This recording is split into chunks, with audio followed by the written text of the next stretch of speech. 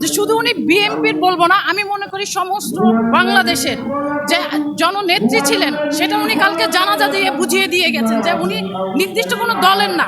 এটা যে শুধু বিএনপির আমি বলবো না, বিএনপির আমি মনে করি উনি হচ্ছেন আমাদের দেশনেত্রী, দেশের নেত্রী হিসাবে, দেশের একজন গার্ডিয়ান হিসাবে, দেশের একজন মা হিসাবে ওনার কালকে পরলোক গমন করেছেন। এবং আল্লাহ তাআলা, আমি চাই, মন থেকে চাই যে আল্লাহ যেন সেই ওনাকে বেহেশতের সর্বোচ্চ মাকামে ওনাকে স্থান দেন বা সর্বোচ্চ স্থানে যেন ওনাকে স্থানান্তরিত করেন। লক্ষ কোটি মানুষকে কাঁদিয়ে তিনি চলে গেলেন, মানুষকে তিনি অনেক কিছু দিয়েছেন, কিন্তু দেশের মানুষ তাকে কতটুকু দিতে পেরেছে আমরা কালকে তার জানাজায় উপস্থিতির মাধ্যমে যেটা বুঝতে পারলাম যে তিনি মানুষকে কতটা তিনি ভালোবাসছিলেন।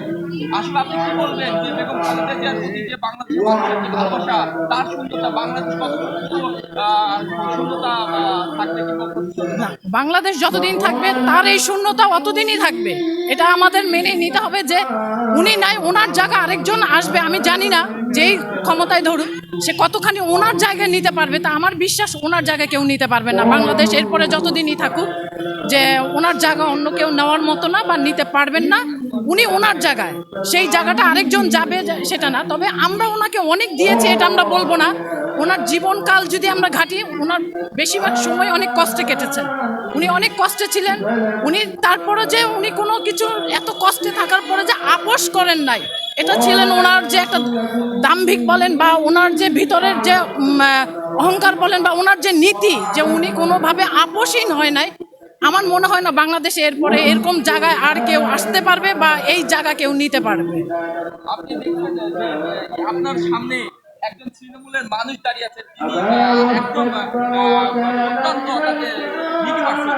আমরা যেমন দেখছি রিক্সা চালক থেকে শুরু করে সমাজের নিম্নবিত্ত আয়ের মানুষ এবং খালেদা জিয়ার প্রতি যে আবেগ জড়ানো তাদের যে কণ্ঠ দেখতে পাচ্ছি, এটাকে কিভাবে দেখবেন?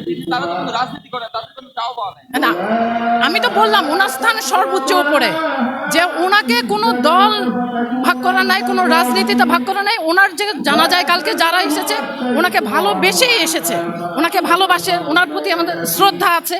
সেই শ্রদ্ধার জায়গা থেকেই আসছে, সেই ভালোবাসার টানেই আসছে। সেখানে কোনো আপনি দল মেষ নির্বিশেষে, সেটা ভিক্ষুক হোক আর রাজা হোক, কেউ ক্লাস ভাগ করে এখানে আসে না। প্রতিহিংসা রাজনীতিকে পরিহার জানিয়েছেন বেগম খালেদা জিয়া ৫ তারিখ পরবর্তী সময়ে, এবং তার প্রতি যে নির্যাতন শিকার হয়েছে গত ১৭ বছরে আমরা জেনেছি, আপনারাও জানেন। দলের স্থায়ী কমিটির সদস্য নজরুল ইসলাম খান তিনি বলেছেন যে এই মৃত্যুর দায় অবশ্যই শেখ হাসিনাকে, স্বৈরাচার শেখ হাসিনাকে নিতে হবে। এবং এই যে শব্দগুলো কঠিন শব্দ, আপনি কিভাবে বলবেন?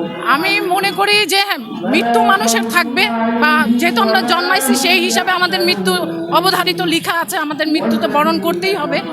তবে ওনার উপরে ১৭ বছরে যেই অত্যাচার বা চিকিৎসার ক্ষেত্রে যেই দুর্বলতাটা দেখিয়েছে বিগত সরকার, এটা কোনোভাবে উচিত হয় না। একজন সাধারণ নাগরিক হিসাবে ওনার যতটুকু পাওনার দরকার ছিল সেটা দেওয়া ওনাকে হয় নাই, ওনাকে দেওয়া উচিত ছিল।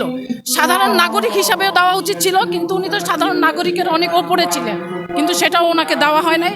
সেই সম্মান বা সেই চিকিৎসা কোনোটাই উনি ওই সময় উনি পান নাই বা ওনাকে দেওয়া হয় না। অবশ্যই আমি বিগত সরকারকে মনে করি যে এটা উচিত হয় নাই। একজন নাগরিক হিসাবে যতটুকু পাওয়ার দরকার ছিল ন্যূনতম ততটুকুই তাকে দেওয়া উচিত ছিল, এটা আমি মনে করি ব্যক্তিগতভাবে।